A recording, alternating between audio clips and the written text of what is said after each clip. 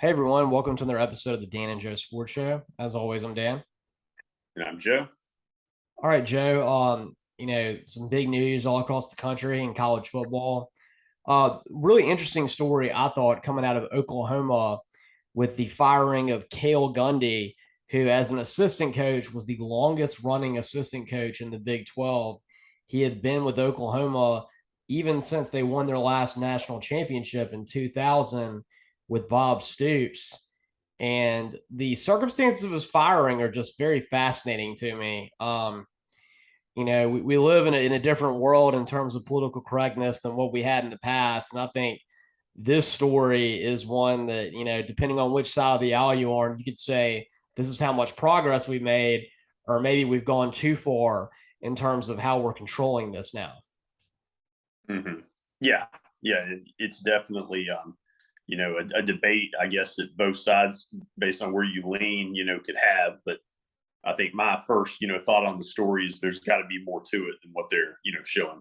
That's exactly what I thought too, Joe. I mean, someone that has been in a university for that long to be fired for what they say he got fired for, or at least what the story was first put out there was, which for those of you who don't know, what the initial story that was put out there was he was leading his position group in a meeting, and one of the players up front was not paying attention to him and was messing around on his iPad for a period of time.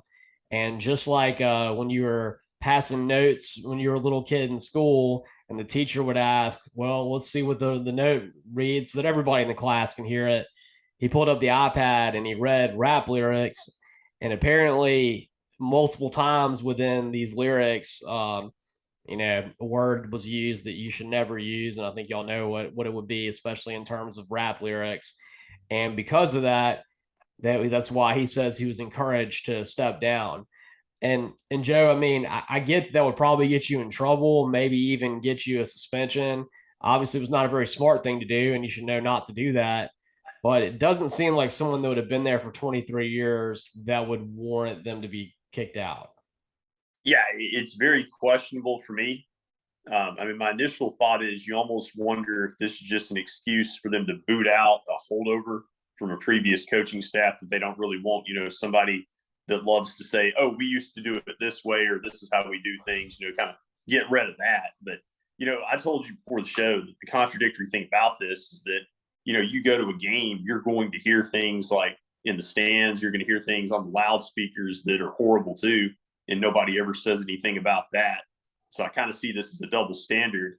And then second, it's not like he just wrote this originally or said this originally. He was actually reading it off of, what somebody else had in front of them. And so I just think there's a lot of questions I have here about how this played out. Yeah, that's a good point, Joe. I mean, Brent Venables in his first season being the head coach at Oklahoma, I'm sure that he has a very different style than Lincoln Riley. I mean, they're obviously going to be different when it comes to offense and defense, with Lincoln Riley being the offensive genius that he is, and Brent Venables being one of the brightest minds in defense, and obviously leading his program in more of a defensive, style type team. Venables is one of like the most old school kind of football coaches you can see. And I do think that it would probably be a guy that if his authority was challenged in any way, someone was saying, hey, we used to do it like this with Lincoln Riley or Bob Stoops, he probably wouldn't like that. Yeah. And, it could be, the combination of him just getting tired of him. It could be like some players or like, look, coach, we just can't deal with this guy. Like you just never know. And just unfortunately, for the assistant coach, it doesn't look like it's gonna, work out there. No, and Joe, what I find even more interesting about the story is the fact that he's Mike Gundy's brother. And, first off, it's crazy to me that anyone in the Gundy clan would work in Oklahoma with, of course, Mike Gundy being an Oklahoma State quarterback and being their coach now for almost 20 years. It's interesting to me that, he's got a brother that has worked for Oklahoma for as long as he has.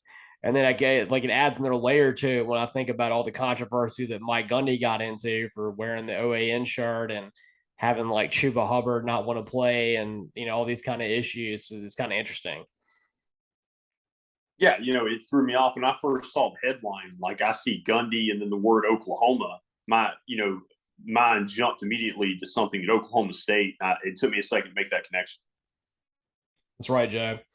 But yeah, it just a sad story. But my thought is that there's a lot more to it, and I think what Brent Venables has come out and kind of said that the quote that Cale Gundy put out there in the original story is not everything. So I think we'll probably end up hearing more about this as the story develops. Right, right. And it's not, anything we're defending anything that he did. It's just that obviously we just don't think that what they're revealing, just something doesn't make sense. No, I mean, I think Kirk Ferentz had, very bad things going on within his program with coaches being offensive to minorities, like like systemic, and they didn't fire him. And it was like with multiple different assistants doing it for long periods of time. So that's a guy who had been there, I think he's been there for 25 years. And in my mind, it just doesn't really seem like this is something that would be a fireable offense on the front end without Hmm. any more to it. Right, right. But definitely no defense of what he read, but just definitely something that you feel like there's definitely a second layer to it. Hmm. And Joe, speaking of second layers, this Big Ten expansion just keeps having more and more to it. Now, of course, they've got their new media rights deal, which has not been finalized, but everybody knows what's going to happen with it. And the big shocker is that ESPN is playing third wheel on this and is not going to be involved at all. So you're not going to see any ESPN games broadcast from Happy Valley or the Horseshoe or the Big House. And even more sad, I think there's a high likelihood that you're not going to see college game day at any Big Ten stadiums anymore or Big Ten games.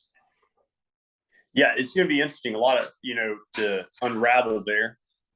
When I look at Big Ten coverage, I feel like over the last few years, really since Fox started showing college football, you've seen fewer Big Ten games on ESPN. I've seen a few on ABC, like at night, but I feel like you were going to see less and less like 11 o'clock Big Ten games on ESPN. It seems like Fox already kind of had a little bit of a monopoly on that. But this is to me just another example of just getting bigger for Fox, and then when it comes to ESPN right now, in many ways, they're kind of taking a back seat to a lot of networks. That's right, Joe. And what's really fascinating to me is when ESPN announced this new deal where they were going to start showing exclusively SEC games. The 2:30 CBS primetime game for SEC was being taken out. You kind of thought maybe this was the end of CBS's presence in college football. That was kind of the one game they'd show. They had the Army Navy game, and that was kind of it. And now one of the biggest stories of this new deal, this $1 billion deal that the Big Ten has on media rights, is that CBS is going to be involved. They're going to keep their 2:30 slot, but now they're showing Big Ten games. That's going to take some getting used to, I think, for me and a lot of people, because I think about the iconic music that you hear on CBS with the SEC. Like, are they going to borrow that for the Big Ten? To me, that just wouldn't feel like the same or sound the same. And it's just going to sound really different having ABC with that 2:30 SEC game.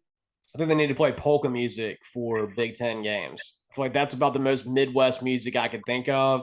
I mean, wouldn't that get you in the mood for some slobber knocker 7-6 Big Ten football? A little bit of polka music to lead you into it. I'll say this. I never understood why Gary Danielson was a color commentator for SEC games, because he played in the Big Ten. So finally, it does make sense for his coverage. Well, that's good. SEC fans can stop complaining about Gary Danielson all the time. And now maybe some Wisconsin and Penn State fans can complain about Gary Danielson, because I know that for a long time, SEC fans have been wanting him to be done announcing games. So they're finally going to get their wish. Yep, I think so.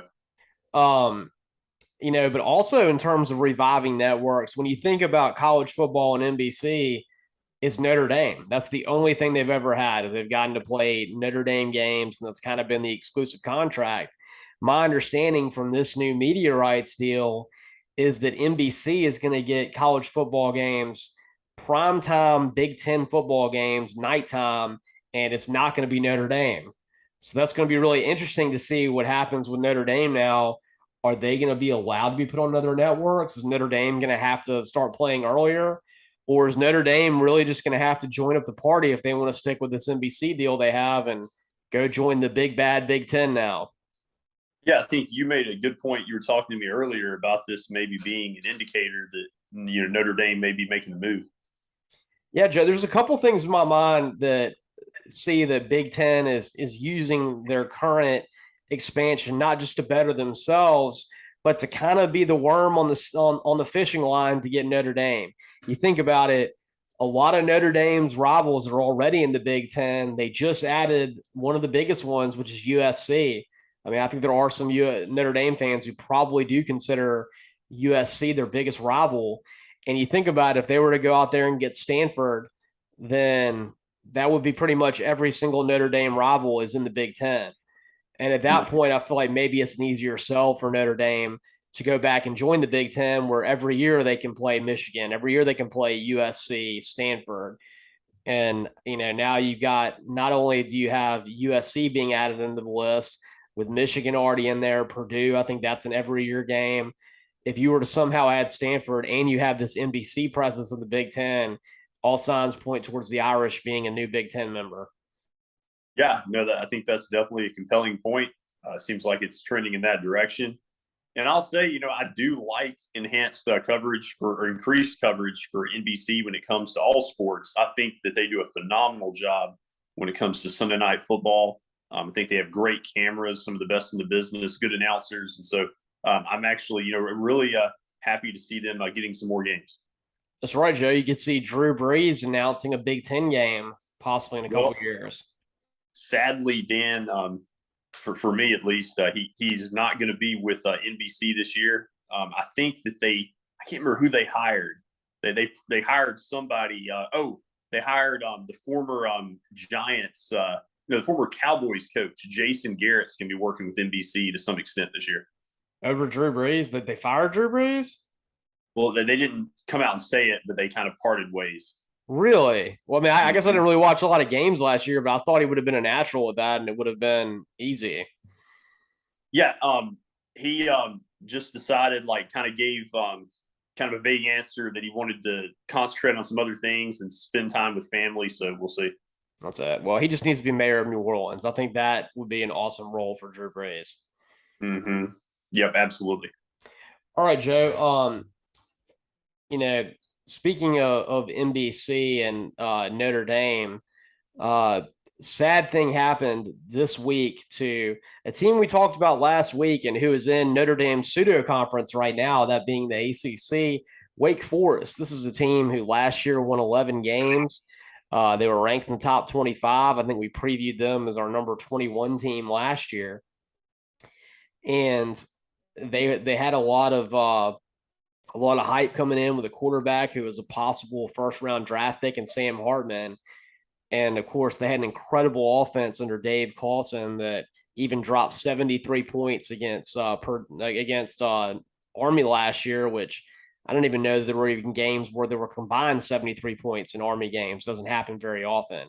I remember that was one of my worst beats of the last season, as I told everyone to take the under on that. Um, Wake Forest lost their starting quarterback, Sam Hartman. And it's sad because Hartman was a senior. He was a guy who had a lot of hype coming in, and he was the single reason why I thought Wake Forest was a legitimate top 25 team and a team who had a chance to maybe not win the ACC, but at least play for the ACC championship. Yeah, very disappointing. I'm hoping maybe at some point this year he can come back, but it does not look like obviously he's going to be ready to start the season. And just the campaign he had in 2021, I really thought he was going to use that to springboard him for at least more individual success and maybe some more team success for Wake Forest. Yeah, Joe. I mean, what's interesting is, he has been now Wake Forest quarterback so long that the last quarterback before him was Jamie Newman, who, of course, he transferred to Georgia, and it was such a big deal. Everybody thought he was going to be the starter for Kirby.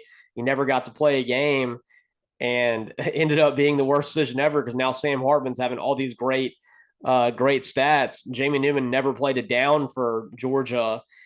And, it's interesting to think about. But what I've heard with Sam Hartman is it's a non-football illness, and they're not even saying it's an injury; it's an illness, and he had to get a surgery. And it seems like it's kind of maybe it's one of those rare things that nothing completely uncontrollable. But it seems like something where hopefully he can be back this season, which I would like to see because he's a dynamic player. They have a really cool offense when he's going. And, I kind of like seeing Wake Forest be good at football because, their athletic programs really struggled lately. And it used to be you could count on to be a basketball program, and they weren't good at that for a while. They had a little bit of success under Jim Grobe, and that went away for a while. But the last few years under Dave Clawson, he's done a really good job. And this was probably his most hyped team that he's ever had coming into the season. Yeah, yeah. This team had a lot, to be excited about. Building off of last season. I mean, their offense, was right there in every game, and even like the couple of games that they lost, their offense still put up big numbers and was thoroughly impressive. And yeah, to your point, Wake Forest is a program or as a school with their athletic department, you would think that they would be good in basketball. You would think they would be good in baseball. But their football team had kind of been carrying the torch, and they're hoping that they can get Hartman back for that. That's right, Jay. And something else I heard today, I didn't realize this, is that Bill Curry, the former Tennessee AD, is the athletic director at Wake Forest. Which, if you think about the dismount that he had at Tennessee, it's really nice to see him doing good at Wake Forest. He kind of felt like he was given an unnecessary boot at Tennessee because he, of course, wanted to hire Greg Schiano. They had hired him, and then the social media Vols network just went out in force against the Greg Schiano hire. And when they decided they didn't want it, apparently Phil Fulmer kind of took over reins from Bill Curry of being AD, and then he got fired. And he's come back, and now he's suddenly getting the athletic department of Wake Forest looking good. And while Tennessee still had one good season last year, I would still say that he probably feels like he's doing a good job and he's in the right place. He's definitely got Wake Forest athletics, in the best spot they've been in over a decade. That's right. All right, Joe, when we come back, we're going to move past Wake Forest and those teams from 25 to 20 that we talked about last week. And now we're moving from the 19 to the 15 range. Maybe we'll be talking about one of your teams right here. And we'll see what we're going with teams number 19 through 15 in our college football preview of the top 25. You can catch all of our episodes on Spotify. Look up the Dan and Joe Sports Show on Spotify. You can follow us on Twitter at DJ Sports Show. And you can subscribe to our YouTube channel to see all of our videos. And as always, I'm Dan. And I'm Joe.